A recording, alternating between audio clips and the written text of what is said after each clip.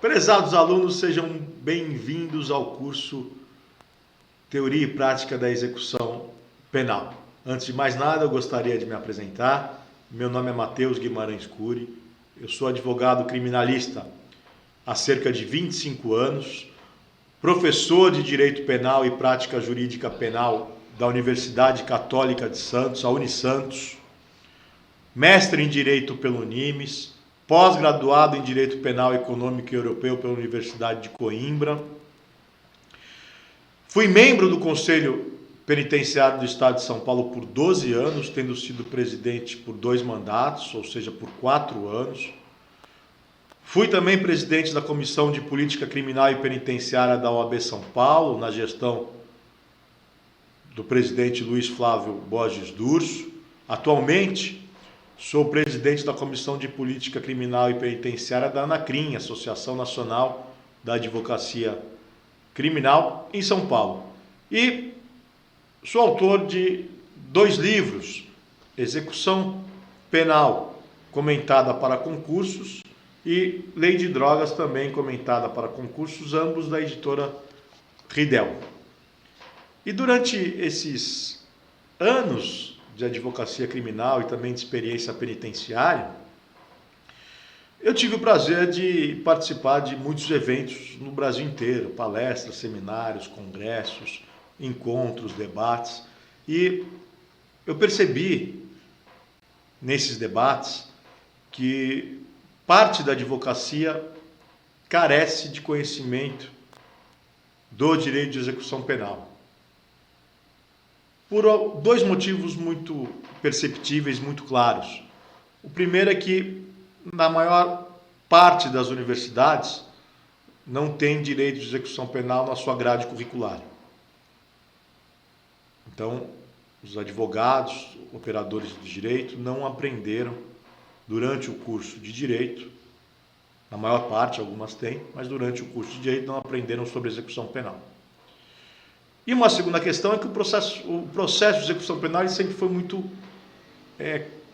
complexo, muito incompreensível quando era físico.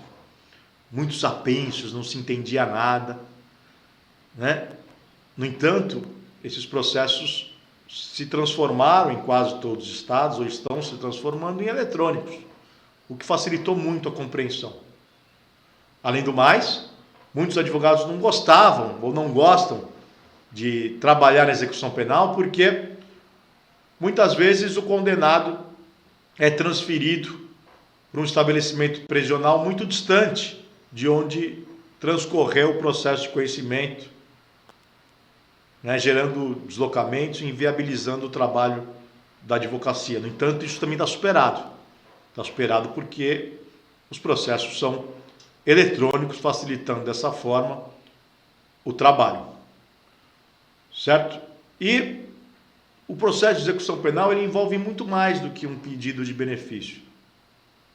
Se engana aquele que acha que basta esperar o lapso temporal para pedir o benefício, esse é o trabalho, então cobra-se tão somente pelo pedido. Não, esse raciocínio é equivocado.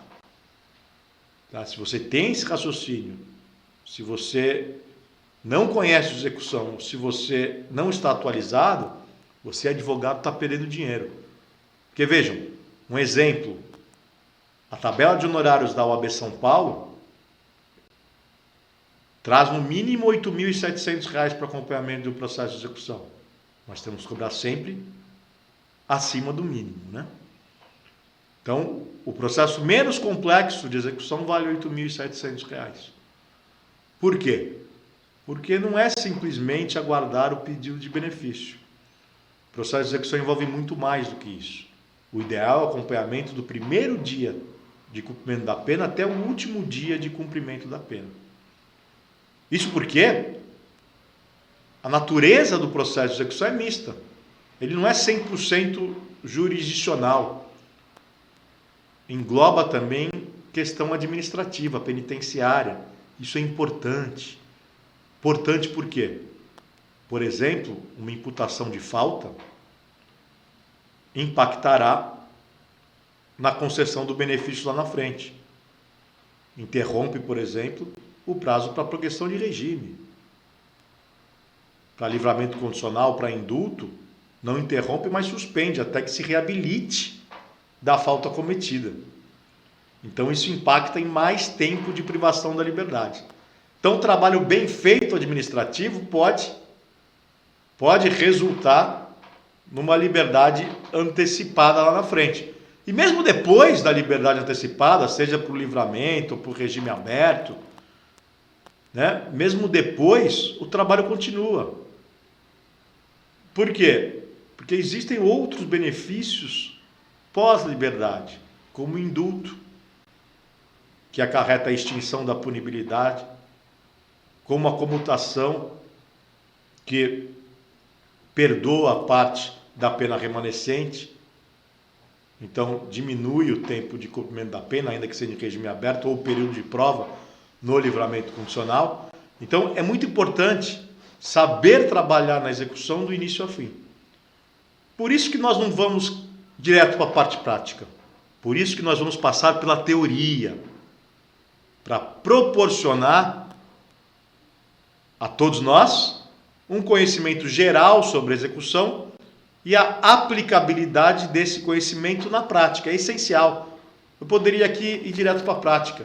Não seria producente. Não seria producente. Por isso que nós iniciamos com a teoria. Nós vamos tratar, primeiramente, dos princípios de execução penal. Muitos deles coincidem com os princípios que norteiam o direito penal e o processo penal.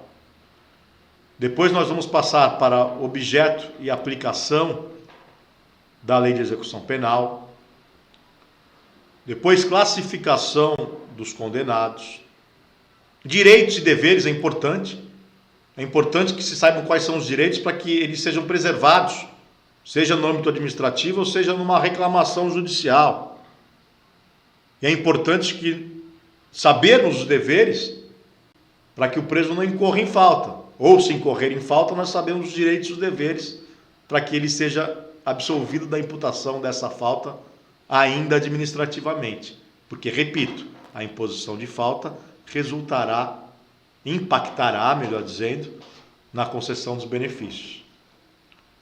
Né? Então, depois de direitos e deveres, nós vamos para as faltas disciplinares, sanções disciplinares, procedimentos administrativos.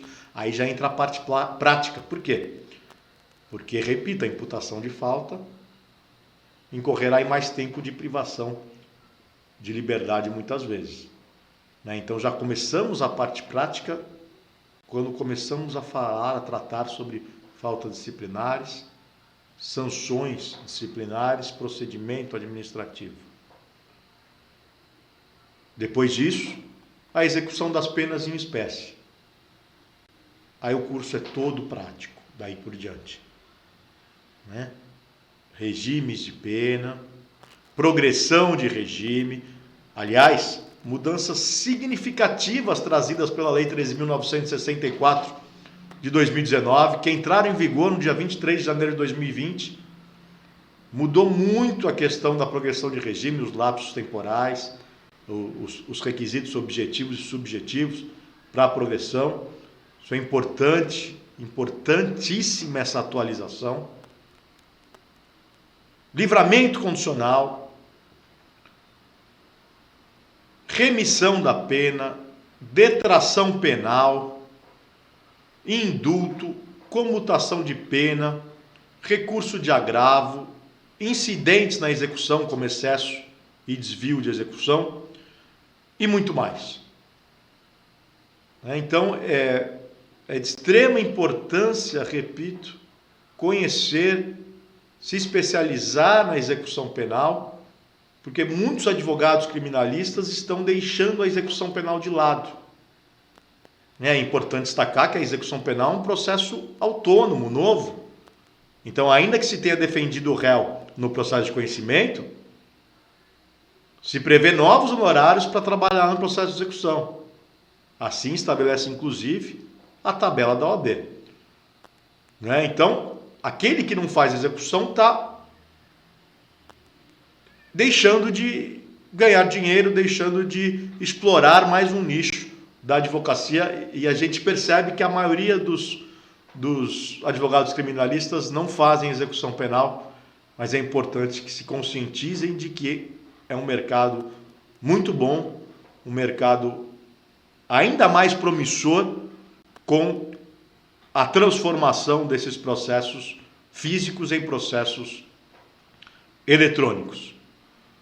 Então, na primeira aula do curso, nós vamos falar sobre os princípios que norteiam a execução penal, mas antes de qualquer coisa, eu quero aqui dizer a vocês que eu estou sempre à disposição, seja pelo fórum de discussão da plataforma do curso, seja pelo e-mail que está aí na sua tela, mateuscuria@uol.com.br.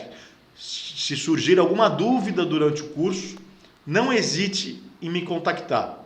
Eu teria o maior prazer em responder. Posso demorar um pouquinho, mas uma vez por semana eu tiro para responder a todos os e-mails dos meus queridos alunos e eu terei o maior prazer em responder. Ou seja, por favor, não hesite em me contactar. O e-mail está aí na tela. Ok? Até a próxima aula. Nos vemos em breve.